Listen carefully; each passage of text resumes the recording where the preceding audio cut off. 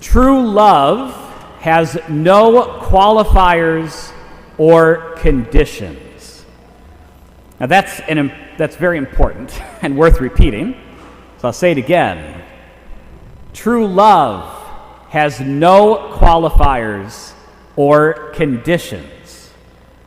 The minute someone says or thinks, "I'll love you when you change," "I'll love you as long as you stay out of trouble," "I'll love you as long as you never become a Sox fan," "I'll love you as long as you never vote for this candidate or support this issue."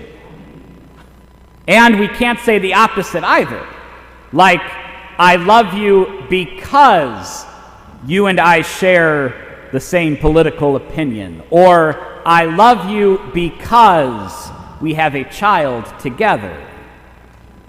True love has no qualifiers or conditions. Love is another name for God. God is love. Where love is present, God is present. And God desires a relationship with each of us with no qualifiers or conditions. I think it was my second or third year of priesthood. I was invited to a party at a parishioner's house with many other parishioners, and someone pulled up on their phone a community Facebook group where someone new to the neighborhood posted the following question: "I'm looking for a liberal Catholic church. Any suggestions?" Now, that question was not posted by an intentional disciple of Jesus. This person was already qualifying their love based on whether the community of faith they were seeking would agree with them or not. True love has no qualifiers or conditions. Now, don't hear what I'm not saying and go post me on Facebook. I'm not saying this person isn't a disciple because they're liberal. That's not what I'm saying. I'm saying they're not a disciple because they're qualifying their love. They're saying, "I'll only love and participate in your community of faith if you agree with me." They don't really care about encountering Jesus in the Eucharist or their community of faith, and they will clearly find it difficult to love their neighbor as themselves if that neighbor disagrees with their politics. This is not how disciples of Jesus are called to love. I know the current migrant crisis has brought up many debates and conversations over dinner tables, around water coolers, and in the best of public forums, social media. I've received many emails and phone calls, even people coming to my office in person, expressing their opinions on the subject and our parish's response. Now, I will say, the overwhelming majority is positive, and that's proven by the generosity of all of you and the donations you've given and the volunteer support we've received. But there are a few who are unhappy. We're called to love with no qualifiers or conditions.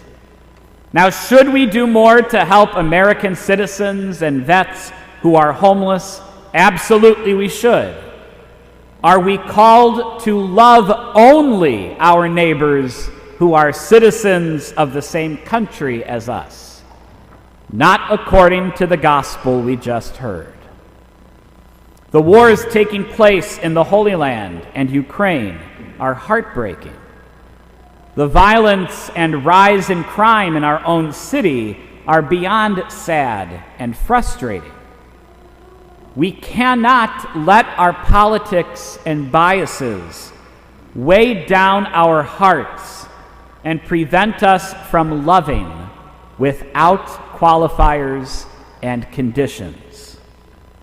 My friends, as intentional disciples of Jesus, we must do all we can to break down walls and build bridges. We cannot allow conversations to turn into name-calling and violent debate. We cannot sink to the level of demons who lie, manipulate, destroy reputations, and isolate people from each other. We have to do better. We have to be Jesus. We have to love as Jesus is calling us to love, without qualifiers or conditions. And where do we start? Intentional disciples of Jesus who love God with their whole heart, soul, and mind make prayer the priority of their day, and Sunday Mass the priority of their week.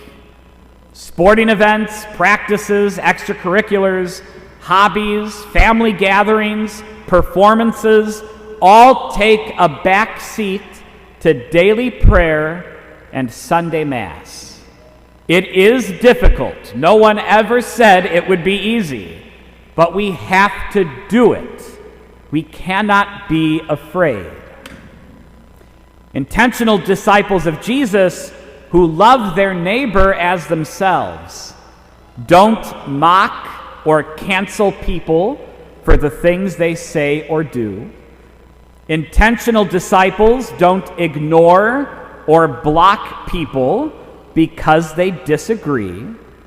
Intentional disciples don't exclude others because they're different or think differently. Jesus sat with the woman at the well. He had dinner with tax collectors and prostitutes. He touched lepers. He was friends with Pharisees like Nicodemus, and he always forgives repentant sinners. You can still have lunch at work with someone who votes differently than you do. You can still be Facebook friends with someone who posts things that make your blood boil. You can and should avoid commenting sarcastic, hurtful, or mocking things on your own social media or others' pages. We are called to love, and love does not build walls or strengthen walls already built. Love breaks down walls and builds bridges.